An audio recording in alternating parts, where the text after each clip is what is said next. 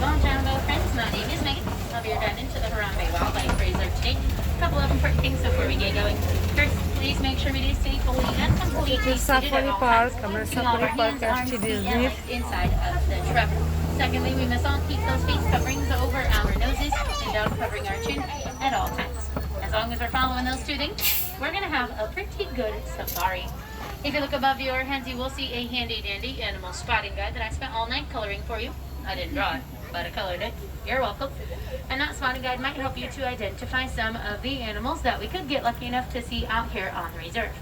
Now, I can't guarantee that we are going to get to see all of them due to their migration patterns and their sleeping habits, but we usually do have some pretty good luck. That being said, if you are taking pictures, I would highly suggest the use of an action mode or a sports setting, anything with a faster shutter speed. We will be moving, as will all the animals, and I cannot stop for all of them, and they will not be stopping for us either. Plus, honestly, they are wild animals, and they do whatever they want when they want to do it. So you never know when they're going to be doing something fun you're going to want to take a picture of. Now, this first area we are heading into is called the Little Itiri Forest. And out on the right is an okapi. Many people believe that the okapi is related to a zebra because of its really fun and stripy legs. But okapis are actually the only known relatives of the giraffe. They've got these really cool prehensile tongues that allow them to lick their own eyes and ears, much like giraffes can. Prehensile means that they can move it in any direction that they'd like, and they can even use it to grab onto their food as well.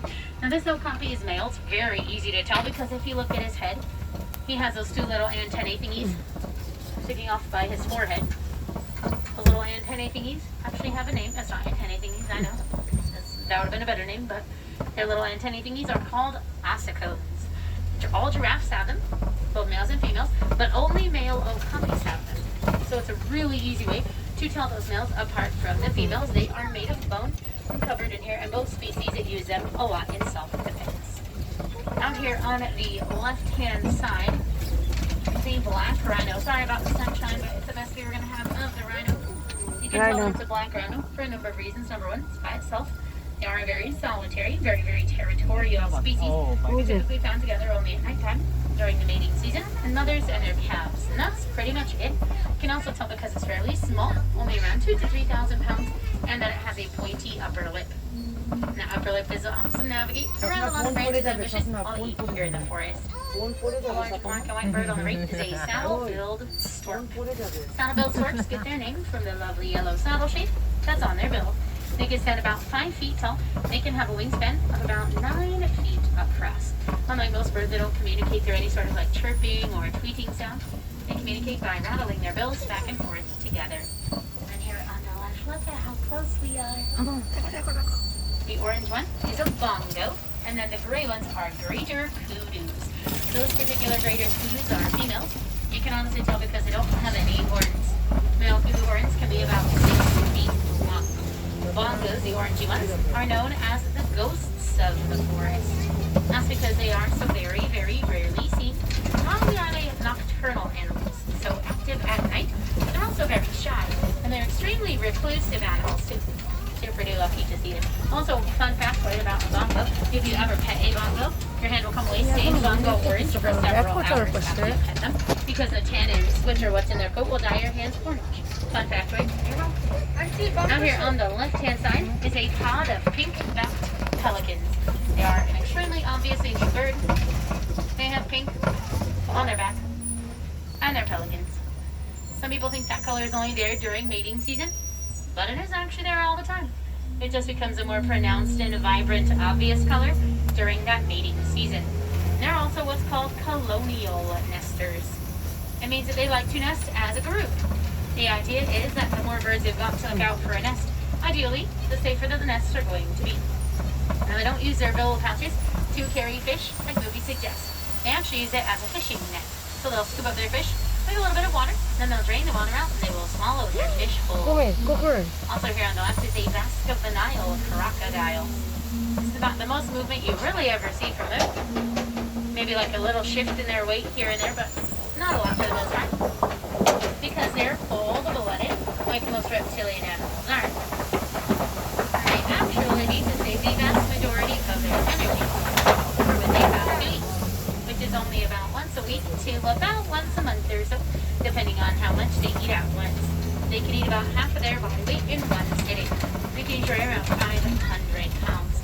They've also got a bone crushing bite force of around 2,000 pounds. If they lay perfectly still underneath the water, they can actually hold their breath for around 2 hours or so, which is incredibly impressive considering that we humans can only hold our breath for like a couple of minutes or so. So we can hold our breath for like 2, maybe 3 minutes at the most. So we humans are not very good at that. Out here on the right hand side is a really, really unique and different tree. This funny looking tree is called the Baobab Tree. Its nickname is the upside down tree for a pretty obvious reason. Looks like it was planted upside down. It's not though. It just remains leafless like that for about 9 months out of the year.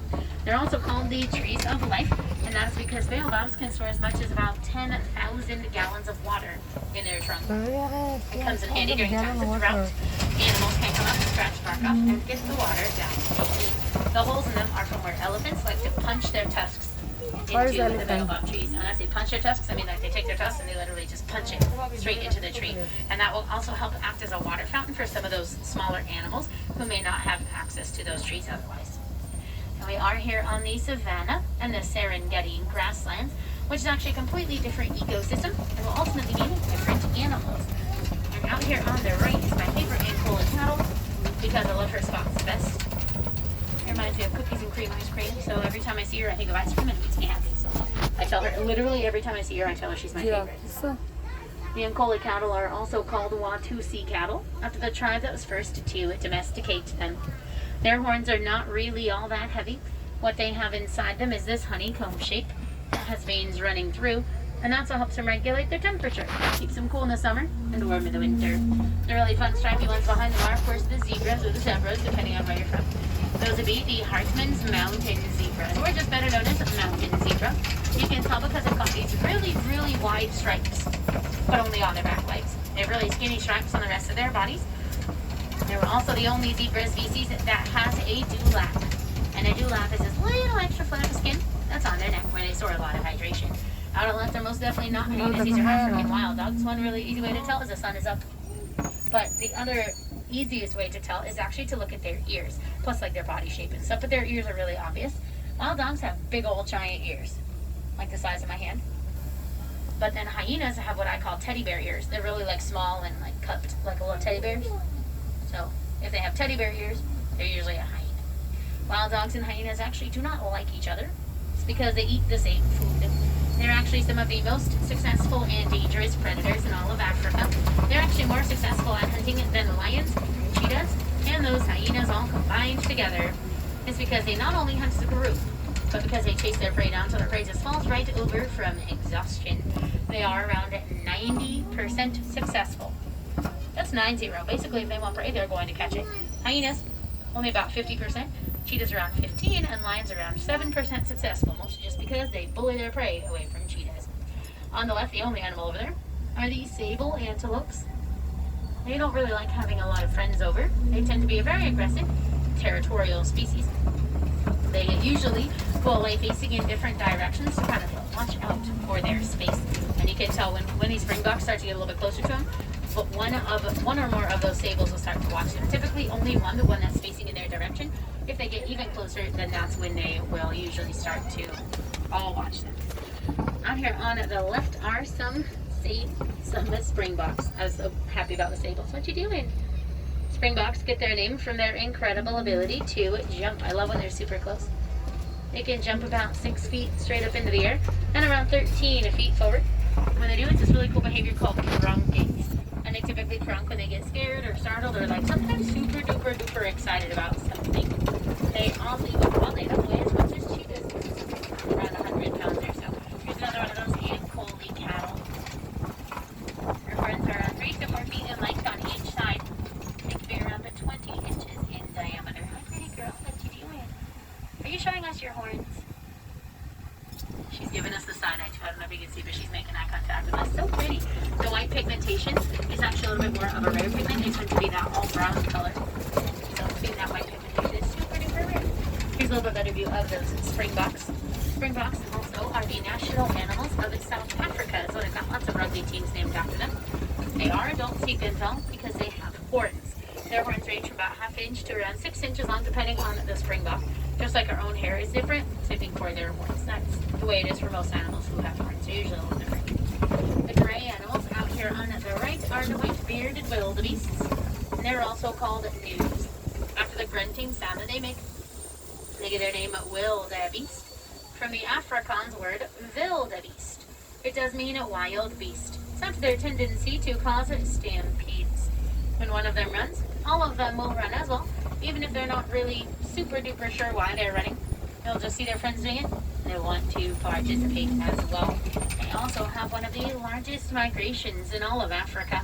Around 1.5 million of them migrate anywhere between about 500 and 1,000 miles every single year. Also here on the left is a tower of giraffes. Sorry about the sun again. Tower is perfect for giraffes because they do indeed tower over everything. Adults can stand anywhere between about 18 and 20 feet tall, which makes them the tallest animal in the world. When babies are born, they're usually around 4 to 6 feet tall, but like most animals, they vary a little bit after their mothers are pregnant for around 18 months. They also do give birth standing up. We humans are one of the rare animals that gives birth laying down. Most babies do stand up. Giraffes don't lay down often though. They don't lay down because it takes too long to do so. They kind of have to awkwardly fold their legs up underneath themselves. So they usually would just skip the hassle of having to lay down. They'll typically lay down if they are babies because like baby humans they get tired really easily. Or even in areas like the protected reserve that we are on because there's no predators around. So it doesn't really matter if they can stand up and defend themselves because nothing is really going at them. So